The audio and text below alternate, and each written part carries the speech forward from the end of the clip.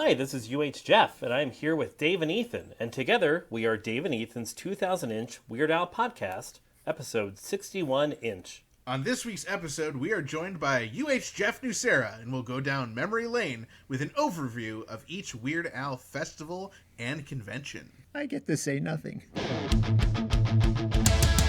It's Dave and Ethan's 2000-inch Weird Al podcast. It's a podcast about Weird Al. It's Dave and Ethan's 2000-inch Weird Al podcast. Seriously, the whole podcast is about Weird It's Al. Dave and Ethan's 2000-inch Weird Al podcast. You don't have to listen, but we're glad you are. Dave and Ethan's 2000-inch Weird Al podcast.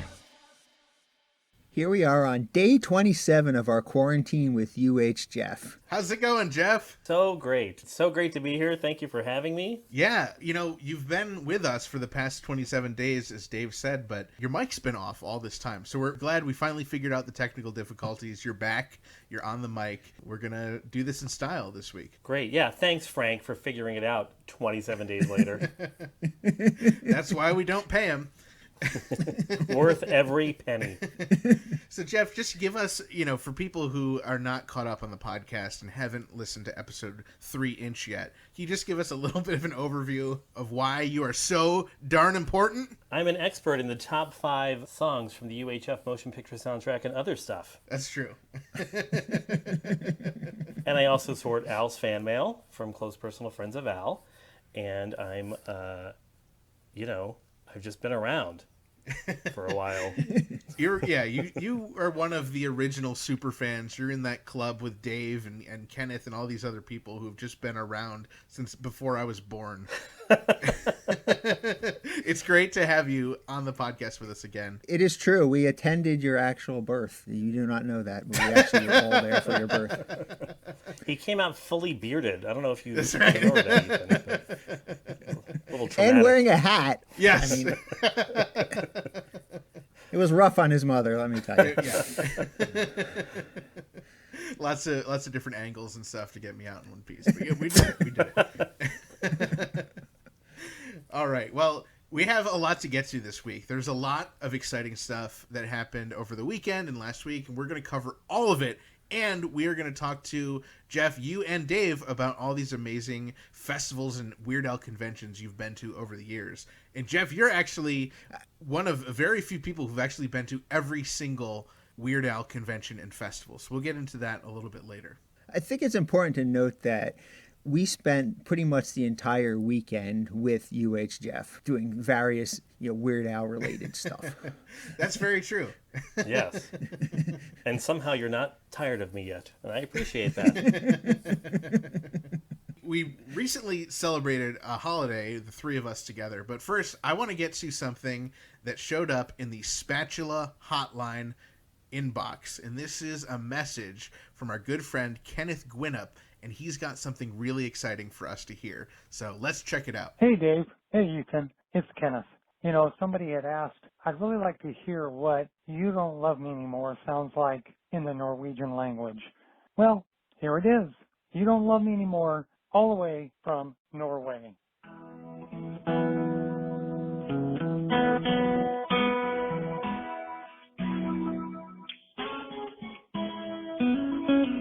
Vi har vært sammen gysla lenge nå, det er kanskje derfor det er vondt å forstå at jeg må reise i kveld. Kjærligheten vår holdt ikke likevel, jeg tror jeg mistet litt selvrespekt forleden dag, når du gjorde det med hele vikingtid. That was wonderful.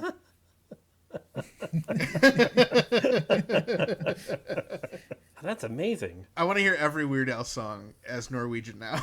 Can we just talk about how amazing Kenneth is and how he finds the most obscure things? It's unbelievable. Unbelievable, yeah. I feel like if I listened to that song enough, I could probably learn some Norwegian just by matching up the lyrics. I think that's how they teach Norwegian in school. Yeah. They just play Weird Al songs and people just do the translation. That would be awesome, and I would totally take that class if I was in high school. All right. So thank you so much, Kenneth. That is amazing. Dave, we're going to have to track that down somehow. I actually have that in my collection. You do? Yes. Of course he does. Can we just talk about Dave Rossi for a second and how he can track down the most obscure thing? Oh. It's really cool. It's this full-length song of You Don't Love Me Anymore. It's amazing. I'll get you the information. You definitely have to track All that right. down. I definitely will. Now, I did mention earlier that the three of us just celebrated a very special holiday. That is right. This past June 31st, the three of us together, we put our Viking helmets on, we got out the mayo, we put on our boots, and we went weasel stomping. That's right, June 31st, Weasel Stomping Day, and I'm so happy I got to spend it with the two of you. It was a blast. Yeah, it was great to share the day with you guys. Thank you guys for having me. I super appreciate it. One thing that we didn't really talk about is, like, why exactly do we celebrate Weasel Stomping Day? Well, I mean, we all know the traditional Weasel Stomping carol, of course. Right. Which Al covers. Yes, and it's amazing. I've always wondered, like, am I wearing the right shoes? Why are we even spreading mayo on the lawn to begin with? It's really easy to kind of forget because it's so commercialized now.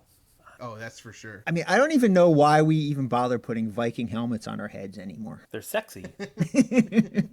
Well, besides that, of course. Yeah, it does seem kind of old-fashioned, but... Remember last year when we hired a resident Weasel Stomping Day historian to be part of our podcast team, and we've been paying him on a weekly basis? Yeah, I absolutely remember when we hired him, but what does that have to do with any of this? Well, maybe he could shed some light on some of our questions, I guess. That's a great idea. We've been paying him all these months, and we haven't had a chance to use him yet, so let's just call him in. All right, well, let's hear from him right now. Hello, I'm so glad to be here as your resident Weasel Stomping Day historian. Every year on June 31st, this joyous celebration brings all of us closer together. Parents closer to children, brothers closer to sisters, friends closer to friends, feet closer to weasels. It's all so enchanting. But with the increased commercialization of Weasel Stomping Day, we sometimes forget the origins of this sacred celebration. For instance, have you ever been in the middle of the traditional spreading of mayonnaise on the lawn and thought to yourself, why am I doing this? Most of us, of course, would not. But you may find it interesting to know that this practice dates way back to the ancient Aztec weasel stompers, who waged constant battle with weasels who would try to overthrow their pyramids, and thus would build a moat of mayo around the structures to protect them, which is why they still stand to this day. Indeed, the feathered serpent deity Quetzalcoatl took its name from the term Weasel Stomping, which in the Nahuatl language of the Aztecs roughly translates to stomp a weasel's guts right out. Ever wonder why we adorn our heads with a Viking helmet as we snap a weaselly spines in half? Well, Vikings were well known for their battle fury, and there was nothing more terrifying than their berserkers and Alfhednar. Both were the result of shamanistic war rituals, but they took on different totem animals. Berserkers, or bear shirts, were those who became bearmen, and Alfhednar, or wolfhides, became wolfmen. But when a colony of Weaselandics, or weasel faces, took on the weasel as their totem animal, it threatened the very existence of the Vikings, and thus they were forced to literally stomp them out, load them all onto a boat, and then push that boat out onto the fjord. An archer then fired a flaming weasel high into the sky, which landed perfectly on the vessel, instantly setting it ablaze and sending the weasel faces to Valhalla. The sound of the ship's burning wood crackling into the horizon is said to be reminiscent of the sound of a weasel's spine snapping. And of course, for what it's worth, traditionally, the best boots for weasel stomping are waterproof Timberland work boots, but I think that goes without saying. I hope this information helps you feel closer to the roots of Weasel Stomping Day, and to some of your very own ancestors, the blessed weasel stompers of yore. From my family to yours, please have a very merry, super-duper Weasel Stomping Day. And to my Spanish-speaking family and friends, Feliz pisoteando comadrejas. Well, thank you so much to our resident Weasel Stomping Day expert. I learned so much by listening to him. I hope we have another opportunity to have him back on the podcast at a later date. Yeah, it was kind of weird to crowbar him into this one, but I think we'll figure it out. I was most fascinated by the fact that you guys have a payroll. Can we talk about that for a sec? Oh, sorry, Jeff. I would talk about it, but we have to get over to news. So now, Dave, there is some actual Weasel-related news in the world of Weird Al. That is right. Al posted on his social media that he is going to do the voice of Wawa Weasel in Amazon's animated series Pete the Cat. Now, I don't know much about this other than what Al posted, but apparently the episode is called The Singing Cabbage, and it's in season 2, episode number 3.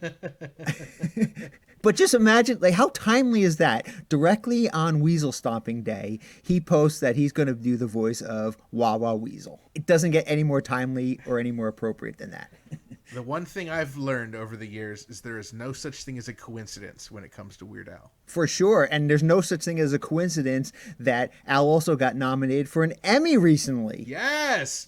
Milo Murphy's Law was nominated for an Emmy for Outstanding Special Class Animated Program. Now, he has to win that one. Then he'll be halfway to an EGOT. Yes! So he just needs, what, an Oscar and a Tony if he gets the Emmy? Yeah. Oh, that's what EGOT stands for. I thought it was one of those little birds with the really long legs. Okay, never mind. I must be thinking of egret. Do you EGOT that joke? I egret that joke, absolutely. Now, our listener, Mike Minnick, turned us on to something very cool. It's apparently been out in the world for a couple years, but the Weird Al superfan community just learned that there is actually a limited archive of old Weird Al radio recordings from his time at KCPR. That is very exciting news. Yeah, there's a few instances of Al on there. I was going through their archives and I noticed that there were about 4 or 5 times that it mentions Weird Al. This is like huge news because this is back from when he was a DJ back on KCPR. This was like, when he was in college. This stuff is just like stuff that I personally thought was lost forever. And I'm just so happy that it exists in some format, in some way, that somebody, I don't know who it was, I don't know if we let them borrow our intern Frank to go through their, basement and start looking through old reel-to-reel tapes or whatever it was. But, I'm so glad that somebody found this and then realized the historical importance of it and put it up on the KCPR Archives website. Yeah, I'm just hoping as we keep looking at it and digging that maybe we'll find more that, have Al's name spelled wrong or something. If you put it in a different way, it might come up differently. And who knows, maybe now that people are accessing it and sharing it, maybe more people will come forward. I really hope so. Yes, please. As we mentioned in episode 60-inch, there's quite a lot going on last week. So let's just go through a review of each thing. So the first thing, on Thursday, MusiCares premiered their Soundtrack of Our Lives special on YouTube. Yes, it was a charity benefiting musicians from the TV and film industry who've been affected by COVID-19, and Al was there as part of it. Yeah, it was really exciting. He actually played on 2 separate songs on the special, and he bookended the entire special, basically. Yes. He was right at the beginning, and he was right at the end. So if you don't have an interest in watching the whole thing, you can just watch the first few minutes, and you can just watch the ending minutes, and look for his name in the credits. Yes. Yeah, so it was really great because I know the 3 of us and a few others, we were watching the Coachella thing, waiting for Al, and this one was great because literally right at the beginning, Al shows up right away. So it was really cool to get to see him.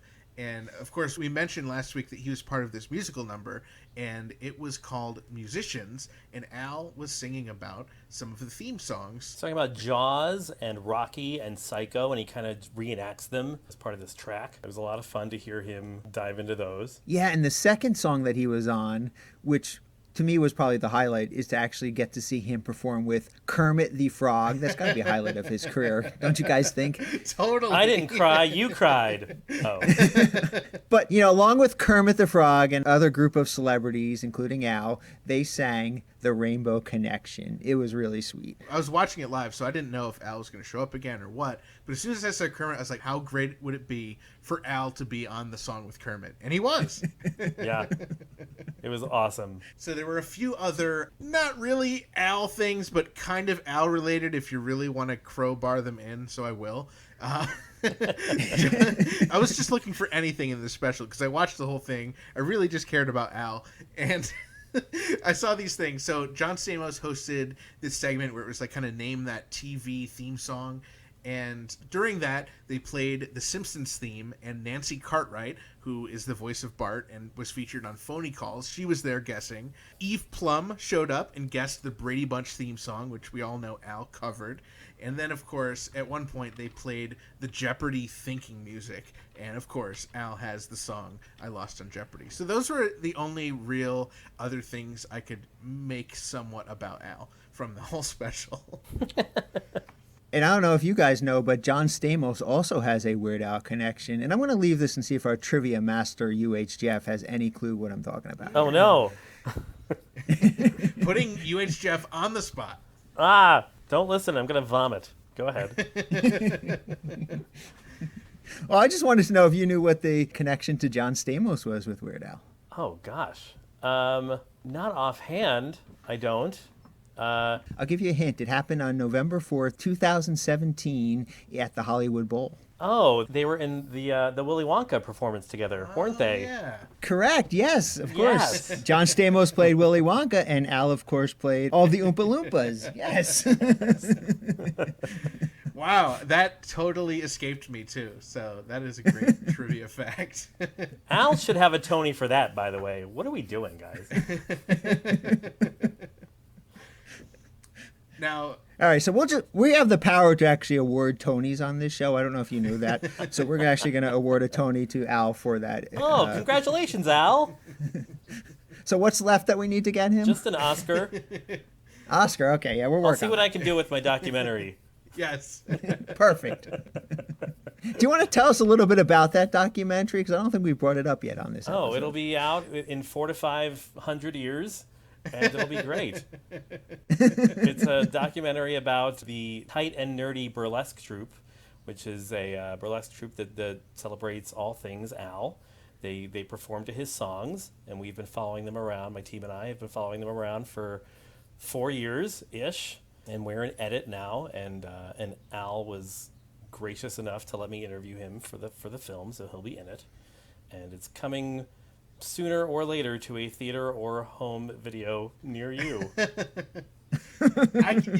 Weird Al and scantily clad women are two of my favorite things, so this is going to be wonderful. I cannot wait for it to come out. Me too. Now, Dave, if you remember last week, you and I had a bit of an argument. I thought that MusiCares was going to be that Suzanne special project that showed up on Instagram, and you thought it was going to be Puddle's Pity Party, and I was wrong. It was not part of MusiCares. Aha, I knew it. I knew you were wrong on that, and I knew it has to be a part of Puddle's Pity Party. So I'm so excited that we're actually going to talk about Puddle's Pity Party and how Al made that very special appearance exactly as it was in that picture on Puddle's Pity Party. No. Oh. It was actually just the same. It was in his awesome office. It was not the outside shoot that we got teased. Did he even change his shirt, or did he use the same shirt for both MusiCares and Puddle's Pity Party? I believe he changed his shirt because on Puddle's Pity Party, and you didn't see it until the end, Al was wearing an Albuquerque, New Mexico shirt, and it was such a great little wink at his fans. There was another thing in that video, too, that I don't know if you guys noticed, but I certainly noticed, was that there was also, in the corner, there was this reference to Wolf Trap, which is, of course, where Ethan and I got to see Al perform on the last tour. So I'm wondering why he has this little memento of Wolf Trap in his studio, and what exactly that little memento is. Yeah, it was like a little wooden structure of some sort. I couldn't really tell. Yeah, it almost looked like a little barn of some sort. Yeah. He's raising tiny weasels in it. And then on the other side of his desk, he had the Simpsons Weird Al figure, and behind that was like a blonde wig. So I'm wondering what's going on, if we are going to get a wigged Al at some point. Oh, one can only hope. With that tease, we better get one now. So for Puddle's Pity Party, it started off with a yodeling dominatrix named Manuela Horn, and she introduced the show, she introduced the episode, but she said Yankovic when she introduced Al, which just, I cannot stand that. And she's standing there holding an accordion, so I'm like, if you play the accordion, you should at least know how to say Frankie Yankovic, if not Weird Al Yankovic. But she also referred to it as an accordion. Did she really? Oh man, I would have loved to hear her call him. So after she introduced him, and then Puddles came out, he's this like sad clown, and he covers songs, and he's got a great voice, and it's very bizarre. So it makes sense that he'd be friends with Al. And Manuela, before Al, she did her part, and she did a yodeling and accordion cover version of "Like a Virgin." Now, wait a minute. She plays the accordion. She still did not know how to pronounce Al's last name. That's what I'm saying. And she yodels, so you'd think a yodeler would know how to say Yankovic. Or at least know how to yodel it correctly. So that was interesting. And then, of course, Puddles introduced Al, and he played an instrumental song on accordion. He said it's the saddest song he knows. I am not great at recognizing instrumental tunes, but I am told that it is Accordion Boogie. So not a very sad song, a pretty upbeat, fun accordion song. But Al plays it totally straight and just like As if he's depressed, yeah. Yeah. It's so great. And so then after Al performs, it goes back to Puddles, and Puddles does this amazing mashup of the Gilligan's Island song and Stairway to Heaven. It was so great. Wow, I wonder where he got that idea from. Yeah. Where have I heard a Gilligan's Island and Stairway to Heaven mashup before? Yeah, he didn't give any kind of attribution to Al or anything, but it must have been a subtle wink to us. Us fans and Al fans. And then, of course, the end of the Puddles Pity Party was a video of Al waving to the camera for like 30 seconds straight, and his arm gets tired, and he's like holding his hand, switching, and it was really funny. So if you're a fan of Puddles Pity Party, and you're a fan of Weird Al, and you're a fan of yodeling dominatrixes pronouncing Weird Al's name wrong, definitely check out Puddles Pity Party. It is episode 3. So yeah, the Puddles show was interesting, and it launched smack in the middle of Festive Al over the weekend. That's right. The Festive Al live stream was going on Saturday, and it was pretty much an all-day event. It was like 7 hours long, but it was free for anyone to watch on YouTube, or if you registered for a ticket, you could watch on Zoom. And it was jam-packed, you know, like we said, 7 hours of stuff. I think it's still happening, actually. I just want to give a shout out to Raquel and Cassie for putting on that event, because you know when they put Festival together, they were not anticipating that they would have to do a live stream at all. For them to like have their plans turned upside down and to actually, you know, have to put together kind of at the last minute this live stream, and for them to actually get all the guests that they did in a 7-hour event, I mean, that is not, you know, something like you can quickly put together.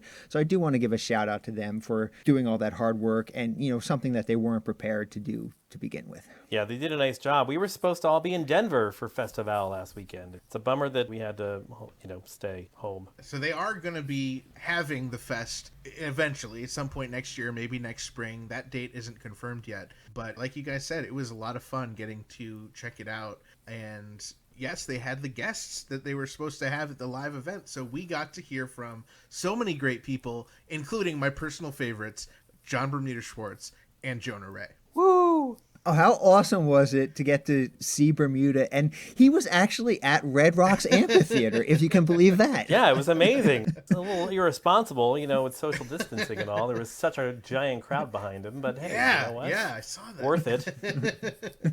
Yeah, of course he actually wasn't at Red Rocks Amphitheater. What? He just had his Zoom background set, you know, to look like he was at Red Rocks Amphitheater. But the second he came up on screen, I'm like, he's at Red Rocks Amphitheater. I was there. I could see you. I might be in that picture. That's one of the better Zoom backgrounds I've ever seen. He took Q&A from, you know, everybody who was on the chat, on the YouTube chat or on the Zoom chat. He was taking Q&A from them, you know. Raquel and Cassie were reading questions to him from the audience. He did, of course, get a lot of questions about what's going on with the touring. You know, is there anything going on this year? Is there anything going on next year? You know, and he did say that there's nothing going on this year, and he will know more about a potential 2021 tour later this fall or early next year. So there's nothing set in stone yet. Of course, everything's up in the air, Yeah. you know, with with everything going on. But he did hint that they would love to do another tour. If everything falls in place and they can actually do one. Yes, please. Now, another big topic of discussion for Bermuda's interview was his book that he's been working on, the big photo book of rare and unseen Weird Al photos. Yes. Oh, yeah. I'm so excited for that book to come out. Oh, I'm dying to see it. He gave us a couple little tidbits, some really exciting things. He said Al wrote the foreword, and Dr. Demento wrote a blurb on the back of the book. The backward. Oh. I mean, how exciting. How could he get somebody, as popular as Al and Dr. Demento both to contribute to this book? He must know some really important people. Yeah, you're right. Now, what was... I think that's great. I'm totally looking forward to seeing what Al has to say about these photos and what Dr. D has to say about the book in general. And I know we're going to get to it, but I know that Bermuda even hinted some of these pictures in the book, Al has never even seen himself. That is crazy. Yeah, that is just so amazing. Now, what really blew my mind is there is going to be a special edition of the book. It's going to be limited to 250. It's going to be autographed, and there's going to be a different cover. And he wouldn't say anything else about it, but I am just freaking out knowing that. What we really should be saying is there's going to be 247 because we know we're each going to get one of them. At least one. And we know our listeners are going to grab the rest of them. So it's cute how you're pretending like we're each only going to get one of those. Oh, I just meant for myself. I wasn't talking about you guys. Now, he did say the book is going to be only $35. I was really surprised to hear that. What a bargain. It is. I was expecting, a coffee table book with all these high-quality images. I was not thinking it would be under $40 at all. No, and I actually wrote Bermuda a check for $3,000. I'm not sure why I did that. Just regretting that now. Now, Bermuda did actually mention that he had told you about this book. When did you hear about this, Jeff? He's been talking about it for a couple of years now, but it was sort of became solid, at least to me, maybe last winter or maybe earlier this year. I don't remember exactly when he said it was definitely happening, but I was very excited, obviously. Yeah, that is so cool. Another really exciting tidbit he shared is that each chapter is going to be revolving around like a singular event in Weird Al's career, like one of the music video shoots or something like that. And he actually wrote an intro to each chapter. So it's not just going to be just photos. You'll also get some of these insights from Bermuda. I know, I'm dying to see these photos from his archive. For sure. And the other thing that he actually dropped during this little Q&A session was, well, he didn't tell us what the title of the book was, but he told us what the title of the book was before he changed the title of the book to what it currently is. Now, the original title, this is a mouthful, but the original title was, It Doesn't Matter If They're Black and White, Unseen Photographs from the Camera of John Bermuda Schwartz. Yeah, that is definitely a mouthful. The other thing that title doesn't have is it doesn't have any reference to Weird Al in it. Now, obviously, the people who are going to buy this book, if they know who John Bermuda Schwartz is, they know who Weird Al is. Right. If they open up the book and they see a lot of pictures of Weird Al inside, they're going to assume that, it's a book about Weird Al. So he said there's a new title. It's going to be revealed later this month, and it is going to have Al's name on it. So my guess is that it's going to be, It Doesn't Matter If They're Black and White, Unseen Photographs from the Camera of Weird Al Yankovic's drummer, John Bermuda Schwartz. That's my guess. That is pretty catchy. Very catchy. Well, I guess we're going to see if you're right on that one.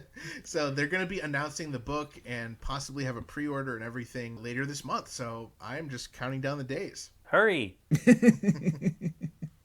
So for fans of Dave and Ethan's 2000-inch Weird Al podcast, there was this little Easter egg that Bermuda threw in there that if you were paying attention, you probably figured it out, but he did make a reference to a previous guest of ours. Yes, he mentioned that last summer when he was in New York, he talked to the guy, or I don't know how he said it, but he didn't say his name, but he said he talked to the guy who had spent time at his house going through his stuff, going through the photos to put together the Squeeze Box book. And that same guy was the one who connected him eventually to his publisher. And fans of our podcast, you should know that that guy is Mike Duquette. Woo! That's right. Mike Duquette, the editorial supervisor for Squeezebox. And we talked to him back on episode 41 Inch. And that is an amazing interview. You definitely want to go back and listen to that. He gives us all these insights about Bermuda's collection and just working on Squeezebox in general. Yeah, as soon as I heard him talking about that, I was like, oh, that's Mike, that's Mike. But of course, like, he wouldn't say Mike's name because most people, unless you've listened to our podcast, may not know who Mike is. And we're definitely going to get more information from Bermuda to share with you guys. Once we know more information and once we have more information from Bermuda, we'll definitely share that with you guys on the podcast. Please do. Now, there was yet another Easter egg for fans of Dave and Ethan's 2000-inch Weird Al podcast. And that was, of course, when one of our former guests talked about being on our live event back in January. Of course, it was Jonah Ray, who we first talked to on episode 15-inch. And we aired our live event where we watched UHF and did the live interview with him. And that was on episode 40-inch. So he's actually neighbors with Mike Duquette, who was on 41-inch. I mean, how exciting was it to get to hear Jonah Ray give our podcast a shout out? How cool was that? I was so excited. I mean, I was just happy to see Jonah. He was playing his amazing Weird Al covers. He did Amish Paradise. He did some song that I've personally never heard. It may be a rarity or maybe an original called Frank's 2000-inch TV. It was awesome. And then, of course, he talked about doing our UHF live event, and he even mentioned the vegan Twinkie Wiener sandwiches. What was that restaurant who made them? That was, of course, our good friends over at Burrito in Troy, New York. This week's episode is brought to you in part by vegan Mexican restaurant Burrito in Troy, New York, home of the 2-pound double-wrapped in a quesadilla burrito. Come on down to Burrito and Burrito your burrito. Find them at burritosquared.com and at Burrito Squared on Instagram. And remember, not every burrito is a burrito, but every burrito can be burritoed. Nice job, Jeff! Thank you. Excellent. I surprised even myself on that. Now, Jonah also took some Q&A from the live audience, and he did play a couple more of his own tunes, a couple other covers, and of course some more Weird Al songs. He played Dare to be Stupid, Trigger Happy, and Eat It, and it was just so much fun getting to see him perform. Oh, for sure. He did a lot of his own stuff, as you mentioned. And, of course, he finished on his classic, Reptilicus, Every Country Has a Monster. And, of course, he had people dancing along to that song. They put up the Zoom. It was a lot of fun. We, of course, got to see him do that song live at our UHF event. But, just every time he does that song, everyone is so full of energy. And it's just a great way for him to close. I was shouting back to the screen because if you remember at our live event, he'd be like, say, Leprechaun. So I was screaming it back at the screen. It was so much fun. I always love seeing awkward Zoom dance parties. And this was no exception. I loved it. I've never seen an awkward Zoom dance party until now, and I would love to watch more of them. Yeah, you should be in sometime. It was such a fun event. I had a blast at Festival this weekend. I mean, I know you were there, UHF, and I know Ethan was there, and of course I was there. And we had so many of our listeners, guests, and friends. I mean, some of them, Steve Allen was there. Yes. He ate a Twinkie Wiener sandwich, He actually ate the first I've ever seen chocolate Twinkie Wiener sandwich. Oh, that is commitment. It is. We're going to have to ask him how that lines up with a vegan Twinkie, because that sounds like it's the exact opposite of a vegan Twinkie. I mean, yeah, Steve was there. Past guests, Frank Sanchez, Allison Parsons, our friends Joe Jaffa, Johnny O'Hearn, Andrew Setz, Vincent Anderson, Casey Killingsworth. Oh, man, there were just a ton of people there, and everyone was having a lot of fun. Yeah, I wasn't in the chat, but I was seeing everyone buzzing around and talking, and it was so much fun. One thing I was just so excited about was this raffle. They had some really fun prizes, but I didn't win anything. Sorry. Winners only. You probably should have bought some more raffle tickets like our good friend UHJeff here did. They kept saying the whole time, UHJeff has bought the most raffle tickets, and Jeff, you bought the perfect number. You bought 27 raffle tickets. Of course. I was actually surprised I was the only one who did that, to be totally honest. I felt like that was the bare minimum I could get away with buying.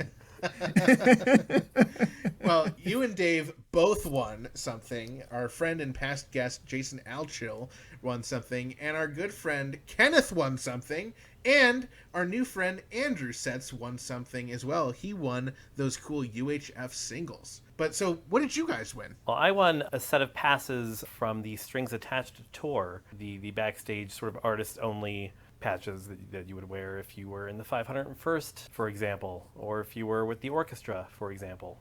I was with neither, but now I'm going to have those passes. That was the number one thing I wanted from the raffle, so I'm really glad that you won it. Yeah. I was very, very excited to win those, yes. And Dave, I heard you win. You were the first winner, and they said your name about 15 times. They mentioned that you're the guy behind the Hollywood star, but I still don't really know what you won. Well, I was kind of hoping you did know what I won, because I'm not exactly sure what I won either. First of all, they told me I won a cassette tape, but I don't know exactly what I won a cassette tape of. They did say it was one of the only things that was not OWL-related in the auction, so somehow I managed to win the only not OWL-related thing that was in the auction. And not only did I win a cassette, but I don't have a working cassette player, so I can't even listen to whatever I won. Oh boy. So don't get me wrong, I'm very thankful that I won because, Yes. I did not buy 27 raffle tickets, not that many, but I did buy a few, so I am happy that, I did win something, because it's always great to win something, but I'm not exactly sure what I won and how I'm going to listen to it. But congratulations anyway. Yeah. Yes, thank you, Jeff. You'll have to report back and let us know once you get it, Dave. Yeah, well, Raquel said she's going to send it to me. I already contacted her, but I didn't ask her what it was because I wanted it to be a surprise. Yes. Because it's always fun when you open up a package and you don't know what it is. Yeah. Oh, I don't remember ordering this, or I know what this is, but I don't know what it is until I actually open it up and see what it is. But yes, once I get it, I will report back as to what I actually won. And if I can find a way to play it, I will let you guys know what is on the cassette as well. I don't know if you guys ever do this. Your comment just reminded me of this, Dave. Sometimes I'll get something in the mail and it's like a weird shape, and I'm like, what the heck could I have bought that would be this shape? And it's like, I have to open it, and then I'm like, oh, I forgot about that. Yes, I do that all the time. In fact, sometimes, when Jackie brings in the mail, or something, she'll hand it to me and she's like, you got a package. And she'll go, what is it? And I'll look at it and I'll go, I have no idea. And so we're both sitting there, in the living room, and I'm opening it up slowly because I want to make sure, it actually is a package that I did intend to come to me and not something, else. I'm opening up slowly, and I'm trying to figure it is as I'm opening. Yeah, but it's always an adventure when I order something because I'm like, oh yeah, I did order that. It just reminds me of that movie Jingle All the Way, the Arnold Schwarzenegger Sinbad movie, where Sinbad's the mailman and he hands this guy a box and says it's a bomb, and then he opens it and it is a bomb. So just be careful, Dave. That's all I'm trying to say. Who do we know that's going to try to get rid of Dave Rossi to take his collection? I'll stay I don't know quiet. anyone who would do that. Maybe that evil Dave N. Ethan might try something. And his Yes. intern friend Kay. All right. Well, you guys both won awesome prizes. What are you gonna do with them? Oh, I know what I'm doing with my cassette. I am absolutely 100%. I'm going to trade it with UHJeff. We already worked out this great deal. And I'm going to be hiding my prize from Dave Rossi because he's crazy now. Well, regardless of what you guys do, I think you should consider getting them insured. This week's episode is brought to you in part by the Don Ferlazzo Allstate Agency in Clifton Park, New York. If you drive like crazy or about to buy you a condo, Don Ferlazzo and his team can help you with crazy good auto, home, and renter's insurance. Plus, the Ferlazzo Agency can protect all your Touring passes? Or your mystery cassette tapes. You may think your insurance is good enough for now, but don't wait one more minute. Find the Ferlazzo Allstate on Facebook, Twitter, or Instagram, or give them a call, 518-278-3543 for a free quote today. The Ferlazzo Agency. We sell insurance, and that's all. Speaking of the most recent festival, the one that just happened a couple days ago, the virtual one, we have with us somebody who actually has managed to go to every single Weird Al convention that I know of. UHJeff, that's amazing. There's only like a handful of people that I can think of off the top of my head that have gone to every single Weird Al convention. I think it's you and maybe like Tony Goldmark, and like that's it. I think you're right. Now, actually, looking at this list, aside from the virtual one that just happened, I haven't been to any of these. You guys, well, Jeff, you've obviously been to all of them, and Dave, you've been to most of them. I would love to hear just a little bit about each of them, because I'm sure we could do entire episodes about each of these, but let's just do a little bit of an overview for the audience, and for the people like me who weren't there, and the people who were there, just to get a little trip down memory lane. So, what was the first Weird Al convention? ALCON 98 in Evanston, Illinois, put on by Amanda Cohen, who, in all of her genius, decided it's time for a Weird Al convention. Let's put this in perspective. Like, this is back in 1998. This was, the internet was still relatively new. Nothing like this had ever been taken on before. And there was no, convention. There was no, guideline of what, you would do at a Weird Al convention. So everything that Amanda did, she basically, she had to do this just from her past experience of putting on conventions and trying to guess what people would enjoy, and so there was just a lot of things going on and a lot of fun things that helped set, the traditions for the future ALCONs, ALFests, and festivals to follow. She kind of put a template out there. There were musical guests there. There were auction items there and items, vendors and things for sale. There were definitely a lot of, chances to hang out with other Weird Al fans, and that kind of stuff. And just it was an experience that I wasn't sure when I knew the instant she announced it that I was going. Yeah. And that announcement, by the way, it wasn't an announcement oh, I got an email blast. It's you post on the IRC, digital chat that's right. Not a thing anymore. You're looking at alt music Weird Al news groups going, oh, I'll go to that, sure. We lived like animals, Ethan. You don't understand. I wrote a check. I had to write a check to get my tickets in the mail. What world is that? I still have the actual physical letter that Amanda sent to me, that my tickets were in. It says, congratulations, you got these tickets. And, I had all the details, obviously printed out, and mailed to me, in an actual envelope. Yeah, I still have them as well. As opposed to a fake envelope. No, as opposed to, now when you order something, you get it automatically sent to your phone or to your email or, a text message or whatever. It's this was actually, she was sitting there, printing out each ticket and, writing on each ticket, and everything, and just it is amazing that, she could put together such a great event at that time, and I had a wonderful time. It was great. And the fact that it was sold out, I think it was 200 people that were there and it was sold out. 200, 250, yeah, something like that. And, she had this great, as you said, there were performers. Bermuda was the guest of honor. Cool. Who came out and did this amazing set, kind of. He came out, he did this speech for half hour, 45 minutes, whatever it was, and had videos going, and he was showing us stuff that we had never seen before, and it was great. And then, Dave, why don't you explain what happened at the end of that video? Oh, well, I think everybody knows this, but just in case you don't, spoiler alert. Somehow, yeah. If you're a time traveler and you're going to be going back to 1998 and you don't want to be spoiled about what happens. He played a little video clip that he had recorded of Al, and Al said, I'm so sorry, I couldn't make it out there, and then he said, I don't really have a good reason why I can't make it out there. So I might as well just come. That's paraphrasing what he said. He runs off camera and then runs on stage. And it's wait, what is happening? Did you guys have any idea that Al was there? No. No one knew. No, not at all. Amanda didn't even know. She was floored, literally floored. She was on the floor. Wow. That is amazing. The only people that knew that Al was going to be there were Al and Bermuda. Wow. Yeah. Basically, yeah. That was it. That is so amazing. Did you guys just explode? I don't know how I would react in that situation. Oh, it was insane. Yeah.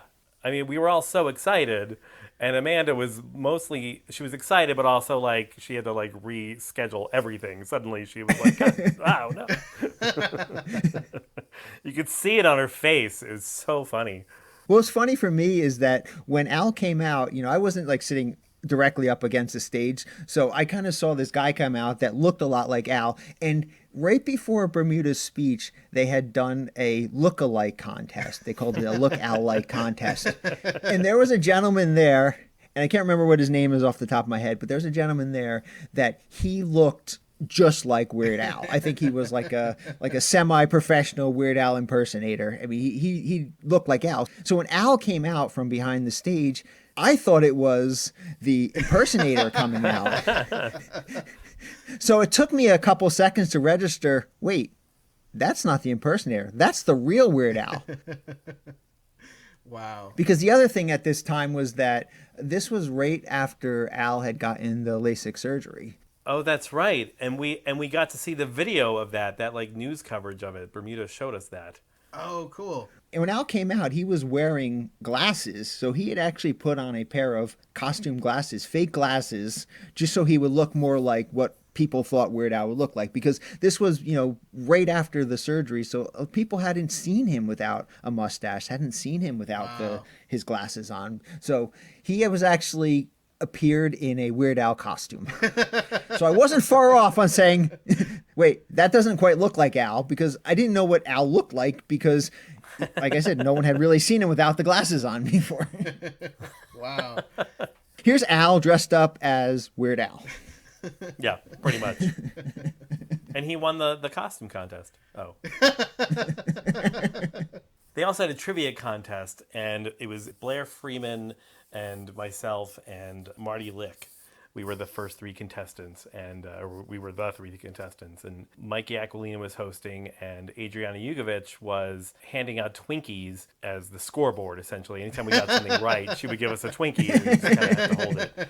And I just remember, like, being somewhat horrified of, like, having to, like, answer Weird Al trivia in front of Weird Al. Oh, man. Like, it was terrifying. Did you get stuff wrong in front of Al? Probably. I did. I won, but like I don't remember if I got anything wrong because it was all a blur. But I'm certain that I did. Maybe that's why you were hired to write the trivia, because Al remembers from ALCON 98 you winning trivia.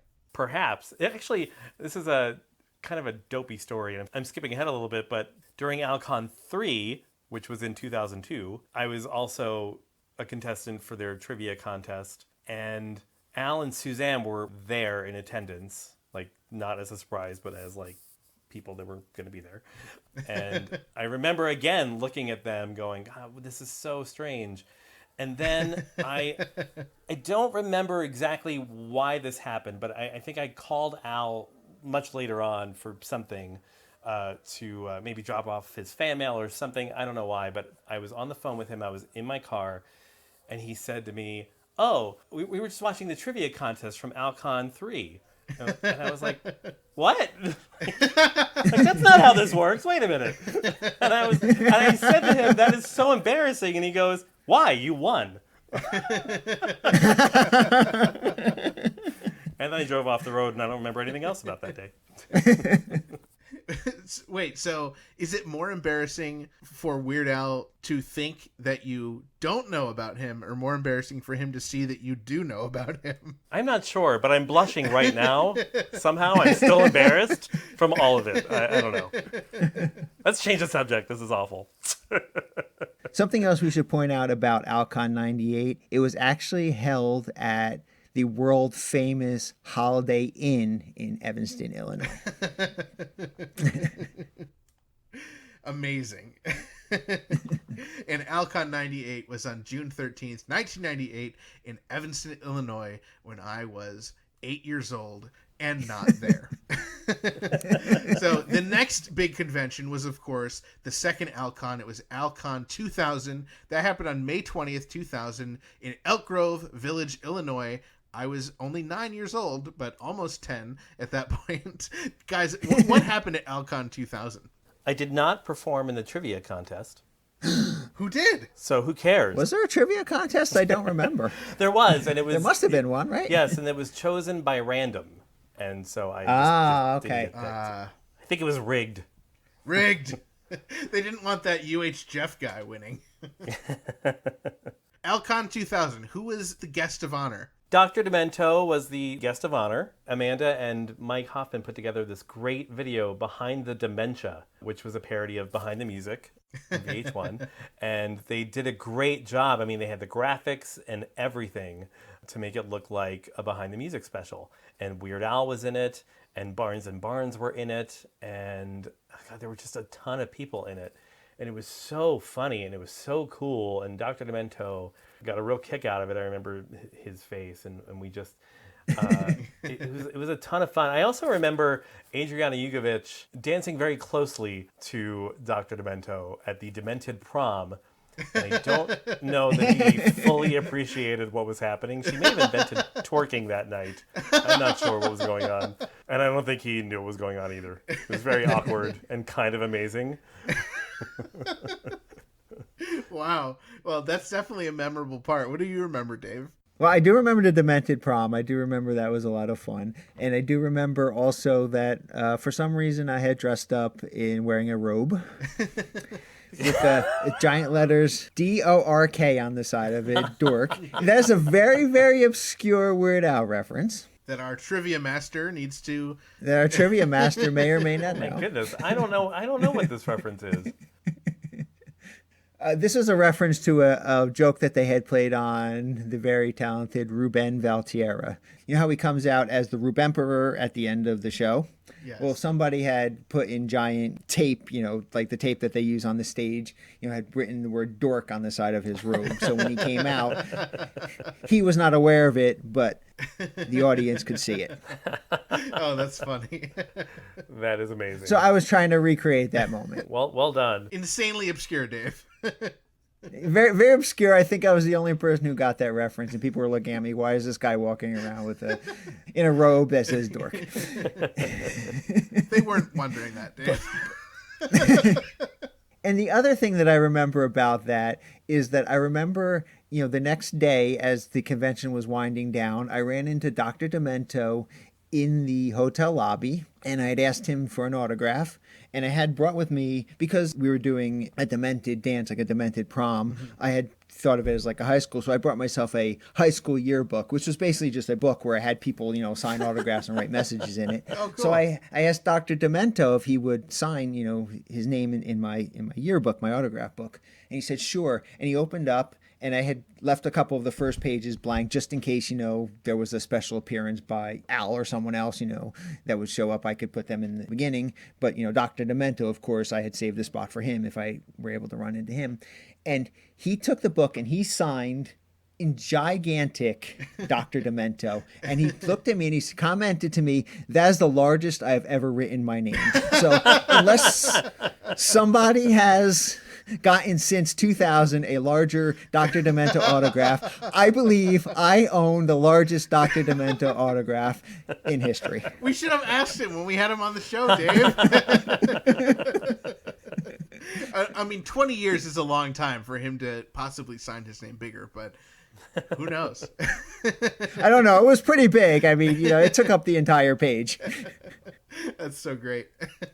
All right, so let's move on to ALCON 3. That was April 26th and 27th of 2002, also in Elk Grove Village, Illinois. And it was in 3D. I think they all were in 3D. Yeah, you're right. Except for Festival 2020. I do remember about ALCON 3 is that this was the one that Al and Suzanne were invited guests, and they actually showed up. People knew that they were going to be there. Yes. So that was really pretty cool. Were they there on stage, or were they just there in the audience, like for Jeff's trivia? Yeah, they had shown up. They were watching, in the audience, watching Jeff up on stage making a fool of himself during the trivia. He actually played clips from the UHF DVD. Oh, cool. Oh, that's before it was right. actually That's released. right. So we got a little sneak preview at some of the little Easter eggs. Yeah, from the like the commentary, menu items. the menu and, items and things like that. Yeah, but I mean, they also were there. Like they also did watch. They had like a talent contest, and they watched the talent contest. And then they also did watch Bermuda's speech as well. And of course, he brought with him, lots of other rare clips that, only have ever, surfaced at things like ALCON and on Dave and Ethan's 2000-inch Weird Al podcast, episode 27-inch. Right. The greatest episode ever. Now, I have to ask you guys, if Al is just sitting in the audience in a room full of people who are there because they love Al, is everyone just turned around watching Al the entire time? I mean, sometimes.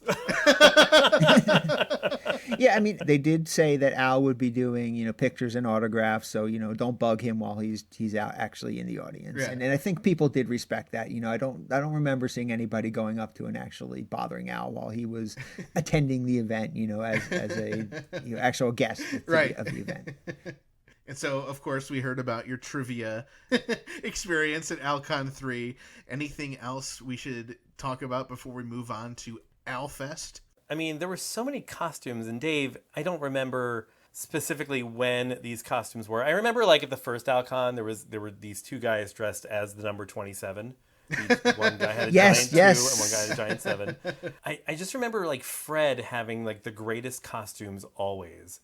Like, she was dressed as Fat Man one year, and one year she was like she was carrying around a wheel of fish one year, I think. Like, Right, yep. Just, like, there were so many creative costumes, and all I remember are 27s and Freds. I remember from the first ALCON, to go back to ALCON 98, that Vicki Brown had brought a giant twine ball under a makeshift pagoda. Oh my God, that's right. You're right. She had like a gazebo like on her head, Yes, right? yes. Wow. Yes. She was the biggest ball of twine in Minnesota. I remember that well. God, that was so cool. funny. Wow. I love it so much. Everyone gets so into it. It's so great. All right, so the next Al Convention Festival happened 7 years after that. First one not in Illinois. This one was in Costa Mesa, California. It was August 1st, 2009, AlFest 2009. That was put on by our great friend, Vicky DeVries. Rhymes with cheese. Didn't Al say that in his speech? He did. Vicky DeVries rhymes with cheese. Yes, he did. That's amazing. So she got that nickname whether she wants it or not. So tell me about AlFest 2009. It was held just adjacent to the Orange County Fairgrounds, where Al's Brain was on display that year. Oh, cool. Yeah, Al's Brain premiered that summer, and that's, I think, why Vicky chose to have AlFest sort of as a gathering point for everyone who's going to come out of town to see Al's Brain, because it wasn't available anywhere else. Mm-hmm. Yep. And it was brilliant. We got free passes to go see it with our Fest Pass. Wow. With our festival tickets, yeah. How cool. Yeah, we got a little very important Brain placard, which as long as we were wearing that, we could cut the line and go and watch Al's Brain as many times as we wanted. Whoa. And trust me, I watched it a lot of times. Oh, yeah. I remember, like, Ludovica, like, camping out in that theater and just letting it play over and over again. I feel like I would do the same thing. That's amazing. Yeah. She was not. I don't think she was the only person doing it either. Yeah. No, definitely not. Yeah. That was a lot of fun. And the other thing I remember is that Vicky had a panel there of all UHF stars, and Dr. Demento was the host of it. Wow. That's right. Dr. Demento was there. Getty Watanabe was there. David Bowe, Jay Levy, the Valtierra Latin Orchestra played. Whoa, how cool. Yeah, Bermuda That's and right. Jim, did they play with him or separately? I can't remember. Bermuda and Chemo, they played together, yep. With Ruben or without? Were they separate acts? Yeah, they did their own set. Ruben and his Valtierra Latin Orchestra did their own set as well, yep. God, it was so fun. There was also a trivia contest there, and it was an I Lost on Jeopardy themed competition. Okay. Yep. Years before, they did it on the Vanity Tour. And Kevin Cable, who's a Weird Al lookalike, hosted it. Yes. Yep. And Blair Freeman was there as well, winning everything, always. Someone named Jackie was also in the contest. I don't know who that is. Anyway. Yes, my wife Jackie. And you know what? Jackie and I, just the week before, had gotten married in Las Vegas, and this was our honeymoon. Wow. Oh, nice. Oh, very cool. Wow. Honeymoon to Al's brain in 3D. Yeah, it really worked out well, that we got to see Al's brain and got to attend Al Fest on our honeymoon and got to see all our Weird Al friends. And, we even got a couple gifts of spatulas while we were there. Of course. Amazing. Wow. I wish I could have been at all of these. The other thing that went on was that there was a Rocky Horror Picture-esque type of viewing of UHF, the film, That's where right. there were live actors doing, or live, people who attended the convention. They were all taking parts of different actors in the movie. Yeah, it was like a shadow cast, right? Yeah, Shadowcast. Yeah. Yeah. And it was really pretty cool. And I actually got to play Conan the librarian. Yes. And I have a picture of Dave Rossi somewhere as the librarian. Were you anyone, Jeff? I was not. I came in from out of town somehow, even though I lived like an hour away from where it was happening. I was on vacation. I think I just flew in from Nashville or something. I don't know what was going on. I think my friend and I did a road trip back east, and then I flew in for this. Worth it. And this was also the first Weird Al convention to later be released on DVD. Wow. That's right. I have that somewhere. Well, the first and maybe the only one to be released on DVD. So far. So far, yeah. Cool. Well, that sounds like a blast. So the next one wasn't until another 9 years after that, and that was the one that took place in 2018, Fest of Al in Denver, Colorado, September 22nd and 23rd of 2018. Now, Dave, you were not at this one, but the three of us a month earlier were all in LA for the big reveal of Al's Hollywood star. So less than a month later was Fest of Al, and Jeff, you were there. I was there, yes, and it's the first time I ever met Kenneth. Really? In real life, yes. Kenneth, I knew Kenneth's name. He's been writing to close personal friends of Al since before I even started working there, and so I just knew him as just this awesome human being, and then I got to meet him, and he was even more awesome than I could have anticipated. I mean, the guy is just incredible, as you know. And so we got to hang out the whole weekend, and it was lovely. Amanda Cohen was there, Amanda Deer was there, who are also, Amanda Deer is another giant Weird Al fan, and I first met her at ALCON 98, same as Amanda Cohen.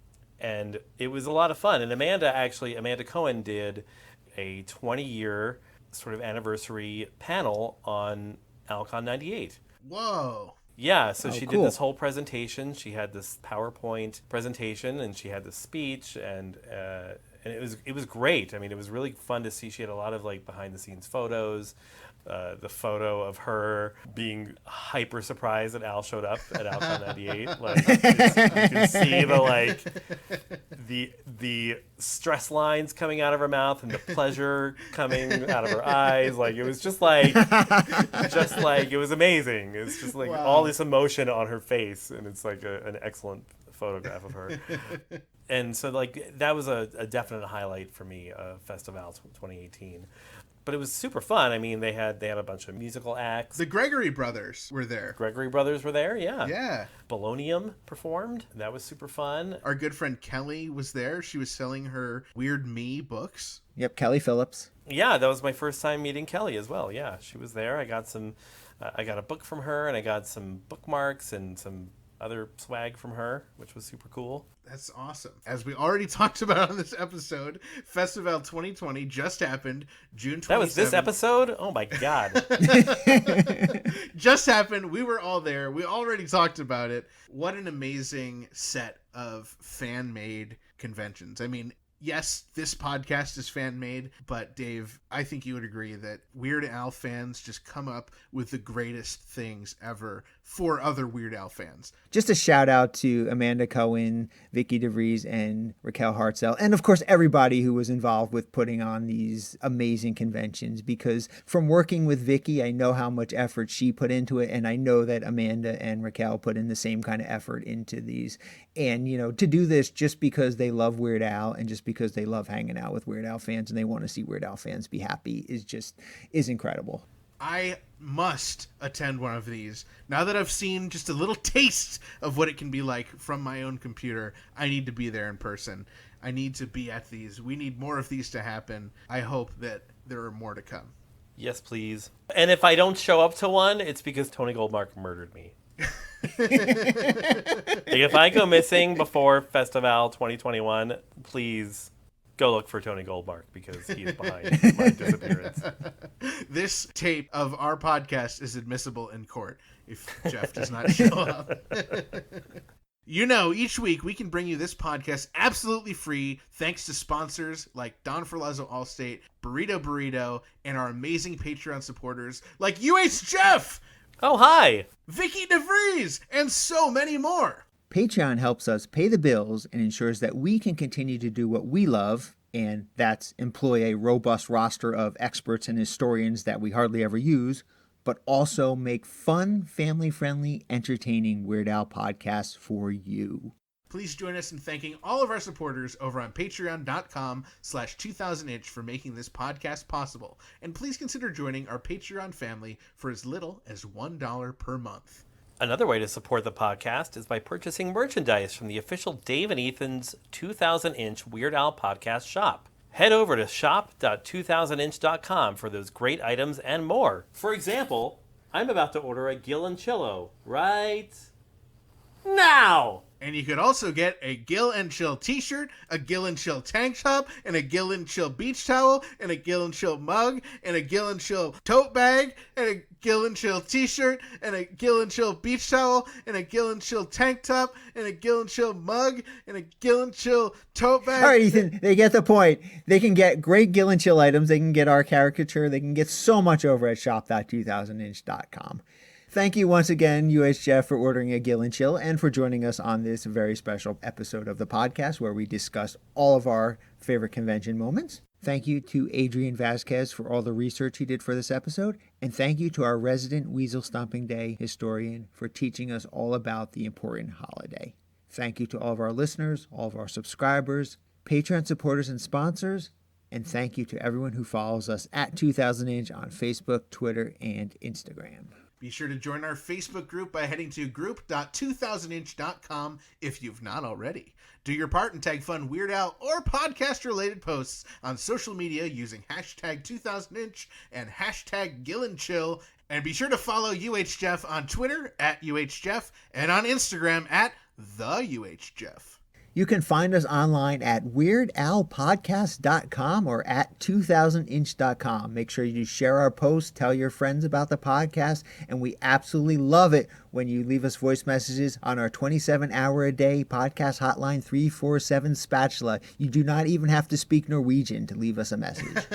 But it doesn't hurt. If you're listening now, you already know where to find us/them. But do yourselves a favor and head on over to Apple Podcasts, Google Podcasts, Stitcher, Pandora, or the podcast app of your choice and hit the subscribe button. This way, you don't miss a single episode. We have a great episode lined up for you next week. Of course, it's episode 62-inch. As you know, 62, that's a very important number in the movie UHF. So our entire episode 62-inch will be UHF themed. We have some great things planned. We have the announcer from Spatula City himself, MG Kelly, and a ton of other great surprises for you. So you'll definitely want to tune in next week, episode 62-inch. All right, Jeff, you've been here for 27 days. We celebrated Weasel Stomping Day. We went to Festival. I think it's time you need to leave. I'm sorry. Here you go, Jeff. I took the liberty to pack your bags. Here you go. Oh, thank you so much. That was very polite of you. Wait a minute. Where are my stickers? Dave Rossi!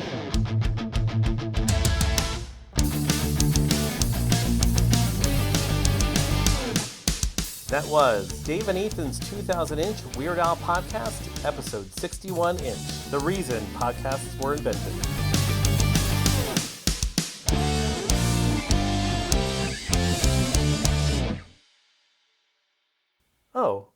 Oh, here are my stickers. Wait, where's my underwear? Rossi!